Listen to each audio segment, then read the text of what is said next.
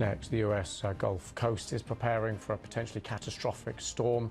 Along Florida's Atlantic coast were closed today after thousands of black tip and... It began as an ordinary morning on the white, sun-kissed shores of Florida's Gulf Coast. Beachgoers had arrived early, their umbrellas planted in the sand, towels unfurled, and coolers filled with ice-cold drinks. Children ran laughing into the surf while retirees settled into their beach chairs, content to soak in the warmth of the July sun.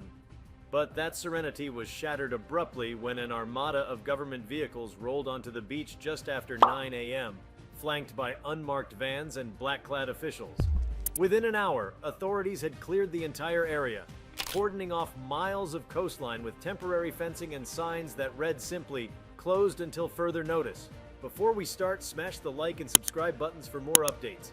The sudden beach closures sparked confusion and outrage. Lifeguards were ordered to abandon their posts, local vendors forced to shutter their seaside stalls, and tourists redirected without explanation. The Florida Department of Environmental Protection issued a brief statement citing a marine hazard as the reason, but no further details emerged. Rumors flew wildly: shark attacks, toxic algae blooms, even a possible oil spill. But those who had seen the early morning flurry of activity in the water knew better. What they witnessed wasn't a routine hazard response. It was the orchestrated movement of high-level federal agencies, including the Navy and the Department of Homeland Security, converging on one stretch of ocean with alarming urgency. Divers entered the water with precision, their descent watched closely by boats equipped with sonar and surveillance gear. From the beach, only distant splashes and the dull hum of generators could be heard. But beneath the surface, something extraordinary was underway. The divers had been dispatched to examine a large, unidentified object discovered the night before by a private marine research drone. The drone's operators, based out of Sarasota, had been mapping seafloor changes due to shifting currents when their equipment abruptly stopped transmitting. After rebooting and regaining control, the team realized the signal interruption had occurred near a structure they could not explain. Something massive, geometric, and out of place on the smooth sand of the Gulf seabed. When the images were recovered, they showed what appeared to be a large metallic formation embedded beneath layers of sand and sediment. It had angles too precise to be natural and lines that suggested symmetry and design. At first glance, it resembled a sunken vessel, but the details didn't match any known ship. The surface reflected light in ways that suggested materials unfamiliar to the scientists. Within hours of the drone data upload, federal authorities had already obtained the footage, and the decision was made: shut down the beaches, secure the site, and begin immediate recovery. Eyewitnesses from nearby high-rise condos reported the arrival of a large barge equipped with cranes and lifting rigs. Military helicopters circled above, and boats formed a perimeter, keeping all civilian vessels away. Underwater drones joined the divers, relaying real-time data to analysts on shore. The object, now being referred to by officials only as the Anomaly, sat some 65 feet below the surface, partially buried and lodged into the seabed as though it had fallen there or landed. What captivated experts wasn't just its shape, but the readings it produced. Radiation levels around the Anomaly were slightly elevated, but not dangerously so. More unusual were the electromagnetic fluctuations. Compasses spun erratically near the site, and sonar echoes produced strange distortions suggesting a possible field or energy envelope around the object. Marine biologists noted abnormal behavior among nearby fish. Schools swarming in odd patterns, and in one case a mass die-off of jellyfish along the shore, their bodies scattered like discarded pearls in the surf. The most striking feature of the object, based on recovered imaging, was a series of ridges along its upper surface, forming patterns not unlike the glyphs of ancient scripts, though no known culture could claim such design. Some researchers compared the markings to Mayan or Sumerian iconography, while others pointed to the possibility of something far older, predating human civilization entirely. If the object's origin was terrestrial, it raised unsettling questions about what had once inhabited the Earth before recorded history. If not, then the implications extended far beyond the Earth itself. As the operation intensified, personnel with badges marked DIA, Defense Intelligence Agency, began appearing at the temporary beach compound. Their arrival signaled a shift from environmental concern to something more strategic, perhaps even existential. Security protocols were heightened. Cell towers in the immediate vicinity experienced interruptions, and local news stations were given generic feeds explaining that the closures were due to a hazardous materials response. In reality, a makeshift command center had been established behind temporary walls, filled with screens, analysts, and continuous data streaming in from the dive teams. The object's removal became a top priority. Over the next 2 days, divers worked in overlapping shifts, using excavation equipment designed to dislodge deep-sea wreckage. The sand was pumped away, revealing more of the structure. Its base was hexagonal, with a hollow core that seemed to pulse faintly under certain lighting.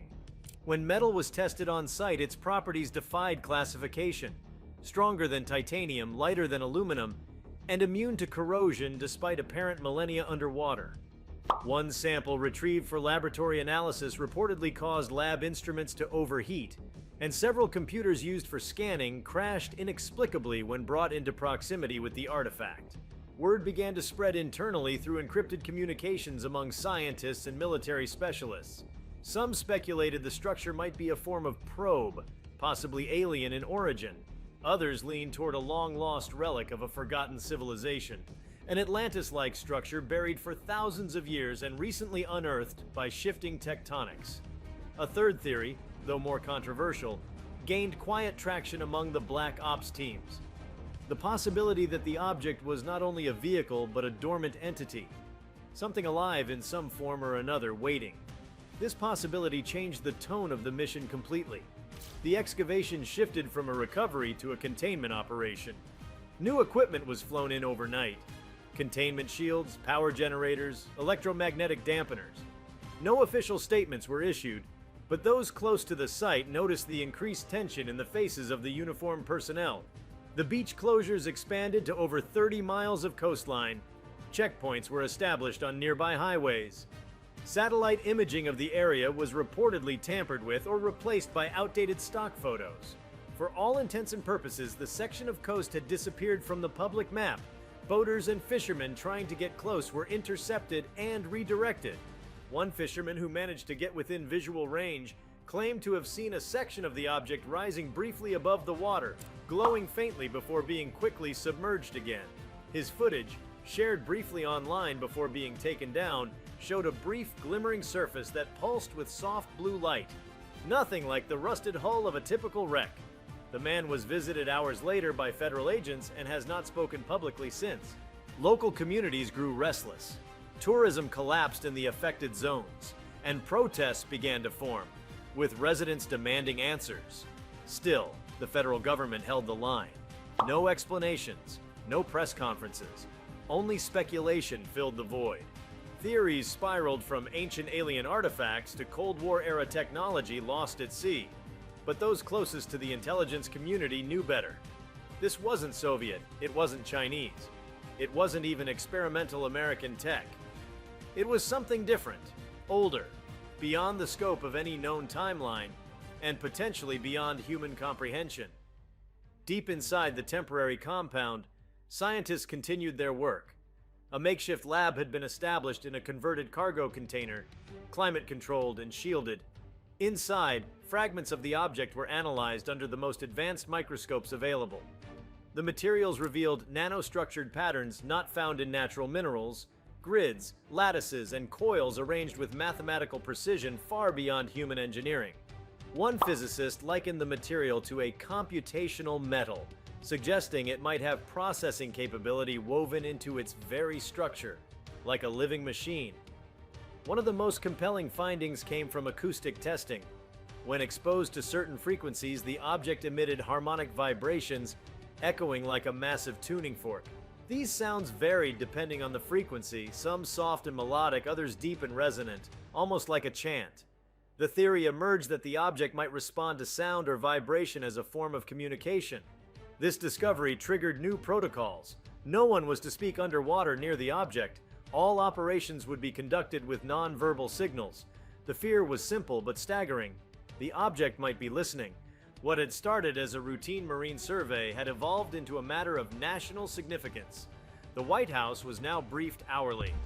NASA dispatched representatives, linguists, cryptographers, metallurgists, and even historians were flown in under tight security. With each new discovery, the narrative of the object shifted, from unknown to unknowable, from lost to perhaps left behind. Was it a warning, a beacon, a relic of a visit from long ago? Or something else entirely, something meant to activate under specific circumstances? The very presence of the anomaly challenged everything: history, science, even theology. Some in the intelligence community whispered that it proved we were never alone. Others warned it might be part of a larger puzzle, a piece in a network of similar structures scattered across the globe, waiting to be found. If so, this wasn't the end of the story. It was the beginning of something far more complex. Even as officials worked tirelessly to keep the operation under wraps, the sheer scale of activity made full secrecy impossible. A few independent researchers, tracking marine signals and anomalies for years, picked up the scent. Some connected this event with ancient legends of submerged cities or unexplained disappearances in the Gulf. Others found odd satellite fluctuations that coincided with the discovery. A handful of classified documents, leaked under obscure circumstances, hinted that similar finds may have occurred in the past, in places like the Arctic or near the Mariana Trench, but had been successfully covered up. The difference this time was the setting. Florida's beaches aren't remote or isolated. They are among the most visited and observed stretches of coastline in the world, and that visibility made it harder to erase. Even with the digital sanitization, satellite blackout, and enforced silence, the truth was bubbling up like thermal vents from the ocean floor. In hushed rooms filled with computer screens and decoding devices, teams of experts pored over every detail, every sample, every vibration and pulse. They weren't just trying to understand what had been found. They were trying to answer a deeper, more unnerving question. Why now? The object hadn't been there before, at least not visible. Could it have moved? Could it have awakened? And if it had been placed intentionally, by whom and for what purpose? The silence of the object was itself a message. It waited, immobile, unblinking, ancient, watching the world change above it, waiting for the moment it would be noticed. And now it had been. And just like that, the beaches of Florida were no longer just a destination for sunshine and waves. They had become the front line of a mystery deep beneath the sea, one that would force humanity to reconsider what it thought it knew about the world, and what still lies hidden beneath its surface. As the hours passed, and the perimeter remained locked down, something began to shift. Not within the object itself, but around it. Sensitive instruments picked up fluctuations in the ambient environment, minor shifts in barometric pressure, subtle thermal gradients radiating upward through the water, and inexplicable magnetic waves rolling out in slow, rhythmic pulses. These phenomena weren't constant. They followed no predictable pattern. Yet, they coincided almost perfectly with attempts by the dive teams to physically probe deeper into the structure. One diver, part of a specialized Navy SEAL unit brought in for high-risk submersion tasks, reportedly experienced a momentary blackout while attempting to anchor a monitoring cable to the anomaly's outer surface. According to the telemetry logs, his oxygen levels remained stable and no mechanical failure occurred, but his vital signs spiked as if his nervous system had entered a state of shock or overload. When brought back to the surface, he was conscious, but disoriented. His memory of the dive was fragmented, descriptions filled with flashes of brilliant light, an overwhelming sense of presence, and auditory sensations he claimed felt like whispers layered over each other, each one speaking in a language he could not understand. He wasn't the only one. Over the next 2 days, at least 4 more individuals assigned to the immediate vicinity of the object reported anomalous experiences, hallucinations, intense dreams during sleep, and even emotional shifts, unexplainable feelings of awe, dread, elation, and sadness that would wash over them without context. It was as if the object exuded a psychological field, an influence not just physical but mental, one that subtly bent perception and cognition. The term cognitive resonance began circulating among internal documents, a phenomenon still unquantified but now impossible to dismiss. High-resolution scans of the interior enabled by non-invasive imaging technology began to reveal astonishing features. Beneath the hard outer shell of the object lay a series of chambers, not filled with air or water, but with what could only be described as a form of translucent plasma. These chambers glowed faintly in pulses synchronized with the external magnetic fields. When visualized using thermal overlays, the plasma formations appeared almost organic in structure, like luminous neural pathways suspended in space, undulating with frequency-like patterns. No one could explain how the chambers maintained integrity under the ocean's pressure, nor how the contents defied standard definitions of state, neither liquid, gas, nor solid. What further complicated matters was the apparent absence of mechanical seams. Every known machine, no matter how advanced, has joints, welds, or junctions. This object had none. It was seamless, as if grown rather than constructed. The surface bore no marks of assembly, no rivets, screws, or panel lines. It was as though the entire object had emerged from a single design impulse, a technological monolith made real. Several materials engineers who studied the object's structure began to question whether it had been fabricated at all in the traditional sense. One classified note described it not as a machine, but as a manifested intelligence, a thing that exists not solely in our physical dimension, but perhaps in tandem with others. While official channels remained silent, internal communications intensified. Several classified agencies launched joint analysis programs. Files were exchanged with long-standing black archives, repositories of unexplained phenomena stretching back decades. Comparisons were drawn to unexplained archaeological finds in Siberia and beneath the Antarctic ice cap, each involving similar materials or geometric alignments, though none as intact or as functionally active as the Florida find. Old reports, once dismissed as myth or error, were reclassified and reopened. The object's position was mapped against celestial coordinates and tidal alignments, and patterns began to emerge. Its position beneath the Gulf waters corresponded with an ancient underwater ridge, once part of a prehistoric landmass now known as the Florida Platform.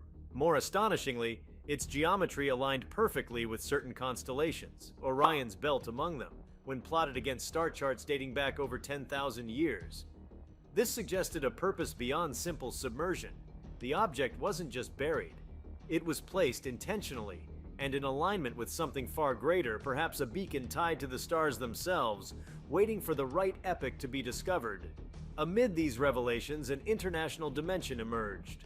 Surveillance drones spotted foreign submarines loitering just outside U.S. territorial waters. Silent observers no doubt aware that something significant was unfolding. China and Russia issued bland diplomatic statements condemning the militarization of environmental zones off Florida's coast. But intelligence analysts recognized these statements for what they were, signs that other world powers suspected the nature of the find and were maneuvering to either replicate or intercept the knowledge. The U.S. response was swift and uncompromising. Naval warships were quietly repositioned along strategic maritime borders. Airspace around the recovery site was declared restricted, and surveillance satellites from other nations were scrambled or jammed. This wasn't just about scientific discovery anymore. It was about control. Whoever unlocked the secrets of the anomaly, if they could, would hold power not just in a geopolitical sense, but potentially in the realms of time, energy, and consciousness. And still, the object remained unmoved. The recovery teams had decided not to extract it entirely, at least not yet. There was growing concern that removing it from its environment might trigger unknown consequences. The field around it, the electromagnetic haze and psychic disturbances, was stabilizing the longer it remained untouched. Some speculated that the ocean itself was a kind of containment zone, a natural cradle that dampened the artifact's effects.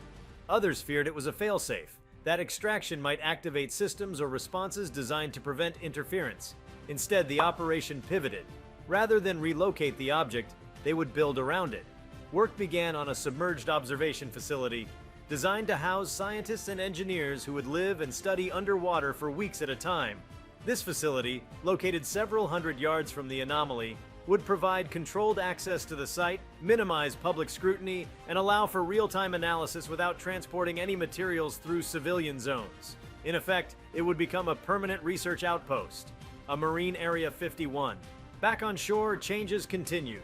Florida residents living along the closed coastline reported faint tremors during the night, subtle shifts that rattled windows and caused water glasses to ripple without explanation. Wildlife in the area acted erratically. Seagulls vanished from beaches, dolphins stopped breaching near piers, and turtles veered from their usual nesting sites. Environmental sensors picked up strange oscillations in the upper atmosphere above the region.